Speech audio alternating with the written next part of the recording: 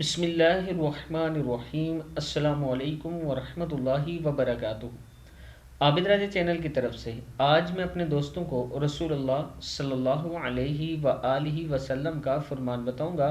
उससे पहले मैं अपने तमाम दोस्तों से गुजारिश करूंगा कि इस वीडियो को आपने आगे ज़रूर शेयर करना है। तो शुरू करते हैं। बिस्मिल्लाहिर्रहमानिर्रहीम। रसूलुल्लाह सल्लल्लाहु अलैहि व आलिहि वसल्लम ने फरमाया, जिस रात मुझे मेराज कराई गई तो मैं कुछ लोगों के पास से गुजरा जिनके पेट मकानों की तरह बड़े बड़े थे। इनके पेटों के अंदर सांप थे जो बाहर से दिखाई दे रहे थे। मैंने जिब्राइल अलैहिस्सलाम से पूछा कि ये कौन लोग हैं, तो इन्होंने बताया कि ये सूद खाने वाले हैं। किताब का वाला ये नीचे मौजूद है, देख लें।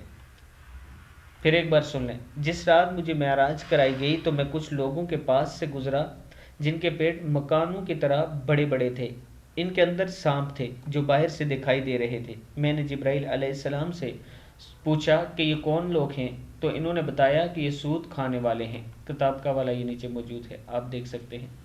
इस वीडियो को आप दोस्तों ने आगे ज़रूर शेयर करना है और इससे आपने बचना है, सूद से आपने बचना है। ये अल्लाह और अल्लाह के रसूल के साथ जंग है, सूद खाना। अस्सलामु अलैकुम वरहमतुल्लाहि वबरकातुहू।